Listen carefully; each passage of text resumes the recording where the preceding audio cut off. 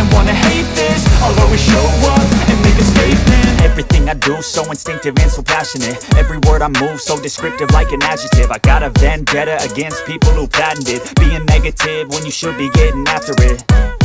I got facts over tracks, this and that. Spitting slow, spitting fast, I could roast, I could gas. Think I'm okay at last, but I don't know if that can erase all the past. And the pettiness, a reflection of the emptiness. Hilarious, you think you're worth my time, you're delirious. Mysterious, because you hide behind a fake exterior. Inferior, you know I'll always be a bit superior. Get off.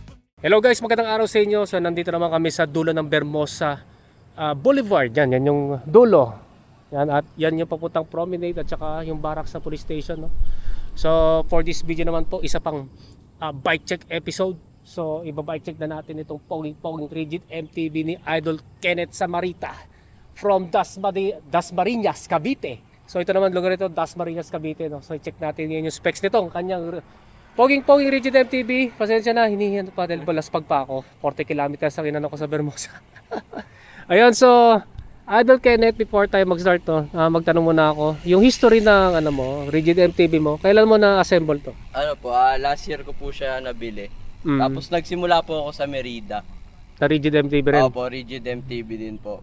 Tapos nabenta ko po yun, tapos ito na po yung kasunod. Meron bang dahilan? Ano mo dahilan? O trip-trip lang? Ito po kasi yung frame na to, pangarap ko po kasi talaga siya. Kaya pinag-ipunan ko po yan. Okay, so yan, natupad na yung pangarap niya, no? Na yung frame na ganyan na poging-pogi. So next question naman, Idol, sa loob ng 1 year, saan mo na naibiyahe ito?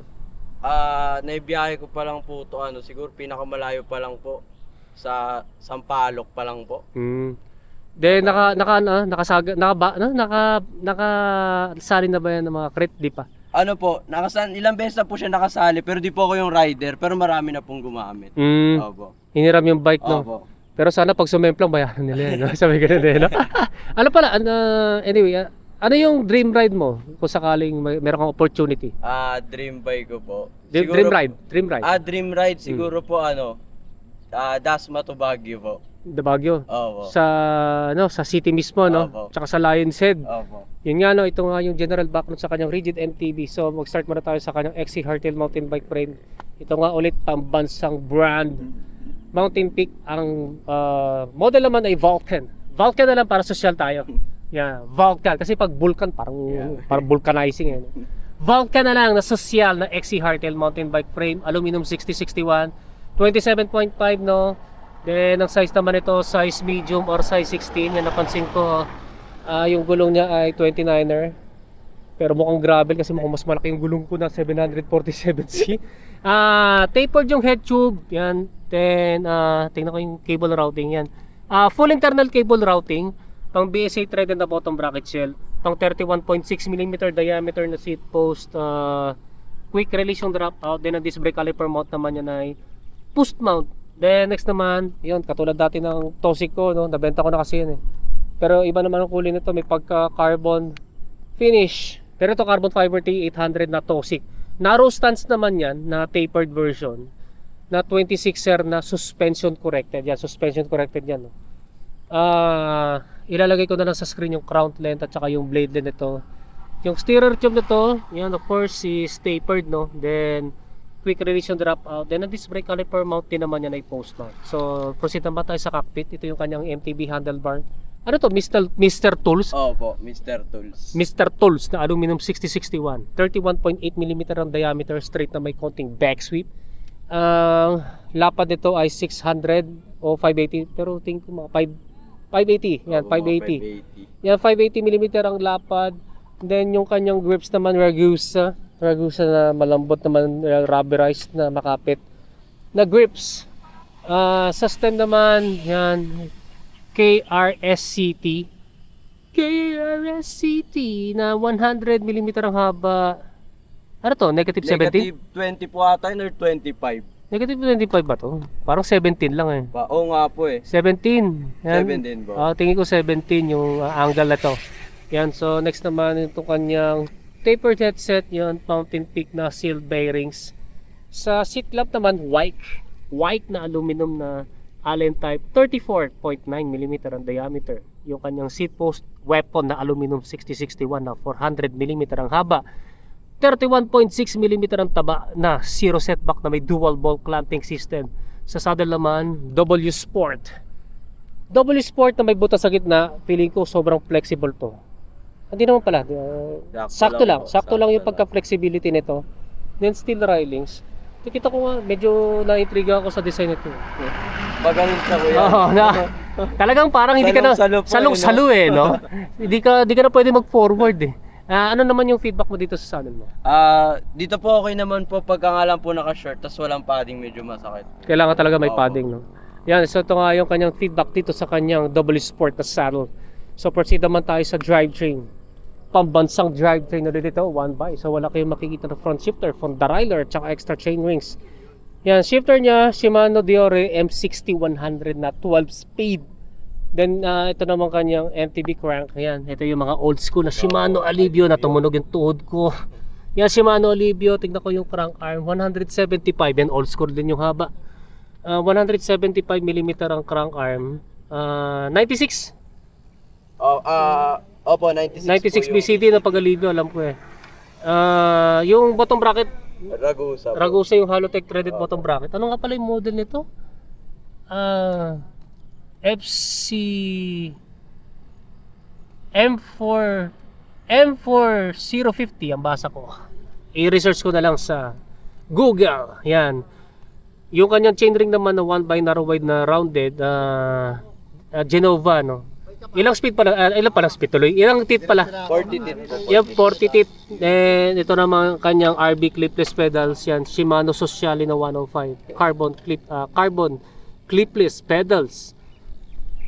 Yung chain naman niya na 12 speed din. Sabi mo kanina, backless. Backless.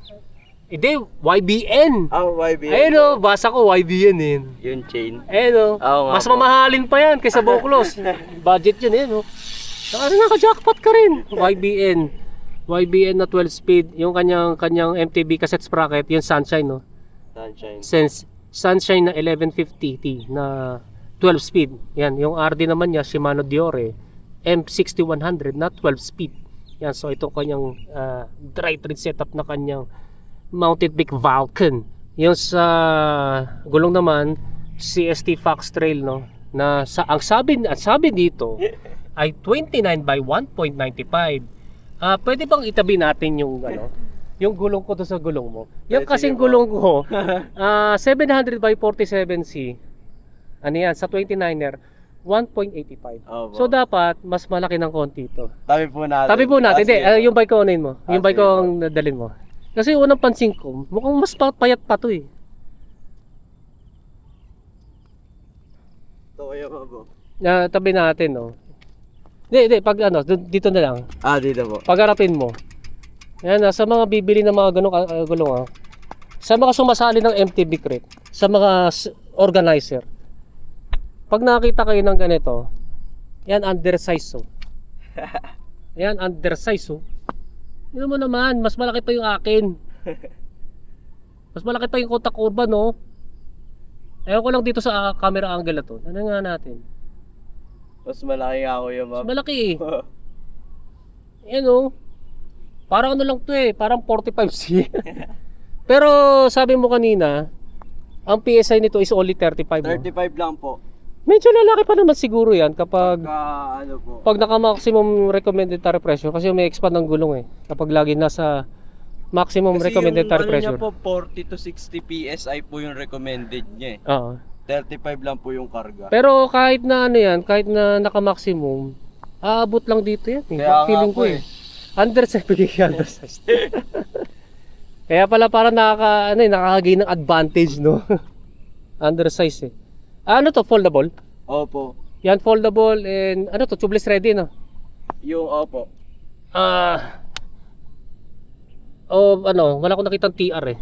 Ang laking ginamit niya Kuya Mab, galing kasi akong Maxi Space. Oo naman. Maxi Space na 2.10. Oh, laki ng diferensya eh. Sa tire width pa lang, tsaka maliit yung knobs nito eh. Yan, sa naman, tignan natin ang clearance kasi 27.5 to eh. Ay, malaki. Noon ako Maxi Space ako Kuya Mab, sobrang liit na yun, inaalala ko kaya nagpalit din ako ng tire eh. Oh, malaki. So malaki yung clearance. Dito naman sa Tosi. Kasi sa 2.1 dati, hindi nagkasya na 29er eh. Ayan, sa ano, malaki-laki rin. Kahit nga 47C na gulong ko, pwede Kaya dito. po, no? Kaya dyan eh. Siguro 1.9 ang maximum nito. Yan yung mga clearance niyan eh, no? Kasi ito daw ay mura. Magkano bilhin mo dyan? Sa ano po? Dito po sa sa tire po. Sa gulong ba? lang. Sa gulong. Nakuha ko po siya 1.8. Pares? Second hand, parang ano po, 1 week old ko lang siya nakuha. Pares na po. Tingin ko kasi madali mapudpud dyan. Yun nga po, kuya. Madali Kasi mapudpud yan. manipis po eh. Yan kasi putik yan kahit ilang Ito kilometro, po, ilang subok libo na yan. po talaga yan. Yung ganyan, subok po yan. Ito kasi kahit ilang libo kilometro, kapal pa Opo. yan eh. Yan ang binabayaran ko dyan kaya medyo mahal yan eh. Opo. Yung rims pala, ano pa rims yun? Ano po to? Stock lang po. Na sang galing bike? Ano po siya eh? Ano bang bike ba yun? Nalimutan ko na kuya ba? Basta sa pinsan ko po yan eh. Nakipag-swap lang po ako ng wheelset. Tapos stock po yung ano na yan. Bali aluminum double wall 32. Opo. Yung spokes nipples. Ragusa po. Tapos itong hubs mo.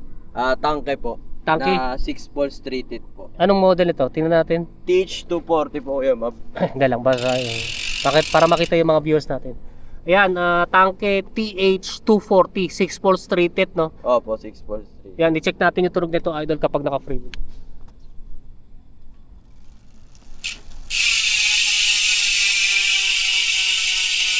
Sakto na rin yung ingay. Opo, sakto lang na.